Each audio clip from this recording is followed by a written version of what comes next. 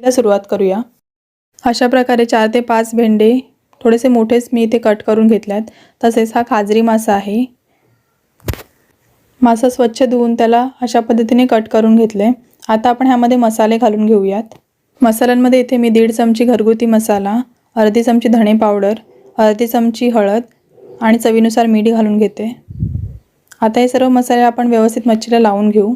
आता मी लगेचच ह्याचं कालवण बनवणार आहे, पण तुमच्याकडे वेळ असेल तर तुम्ही 5 ते 10 मिनिटांसाठी ह्याला असंच मसाला लावून ठेवून देऊ शकता। तसेच एका बाजूला मी इथे लिंबा एवढी चिंच गरम पाण्यामध्ये भिजत घातली होती।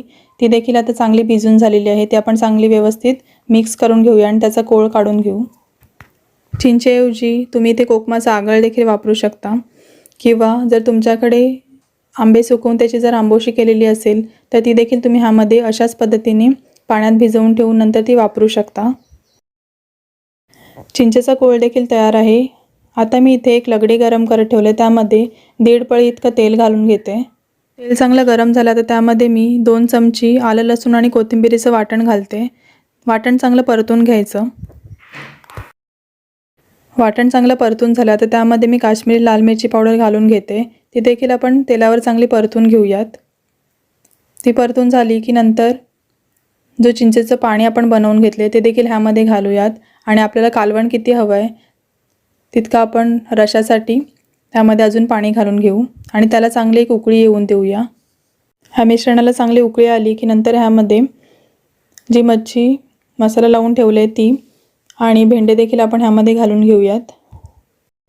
पावसाळ्यामध्ये मासेमारी बंद असल्यामुळे समुद्राची मच्छी बाजारामध्ये येत नाही। अशा वेळेला खाडीच्या मच्छीचं प्रमाण बाजारामध्ये जास्त असते, त्यामुळे अनेक प्रकारच्या खाडीच्या मच्छ्या पावसाळ्याच्या दरम्यान बाजारामध्ये उपलब्ध असतात आणि ती मच्छी अशीच देखील केली जाते, परंतु काही जण त्यामध्ये भेंडे, वांगी किंवा शेवग्याच्या शेंगा देखील टाकतात, त्यासुद्धा त्यामध्ये चविष्ट लागतात। परंतु तुम्ही जर का ह्यामध्ये शेंगा किंवा वांगं वापरणार असाल तर तुम्ही जी चिंच फोडणीला घातली ती नंतर वांगं किंवा शेंगा शिजल्यानंतर घालू शकता। आता या कालवणामध्ये अजून पाव ग्लास पाणी मी ॲड करते आणि ह्याला चांगलं झाकण ठेवून आपण 10 ते 15 मिनिटांसाठी मीडियम टू हाय फ्लेमवर चांगलं शिजवून घेऊया। तुम्ही देखील अशा पद्धतीने एकदा भाजी नक्की बनवून बघा। आजची रेसिपी जर का तुम्हाला आवडली असेल तर व्हिडिओला लाईक, शेअर आणि चॅनलला सबस्क्राईब केलं नसेल तर सबस्क्राईब करायला विसरू नका। आपली कालवणाची रेसिपी तयार आहे। तुम्ही ही गरम गरम भाताबरोबर किंवा भाकरीबरोबर सर्व करू शकता। व्हिडिओ आवडल्यास तुमच्या प्रतिक्रिया कमेंट बॉक्समध्ये कळवायला विसरू नका। Thanks for watching this video.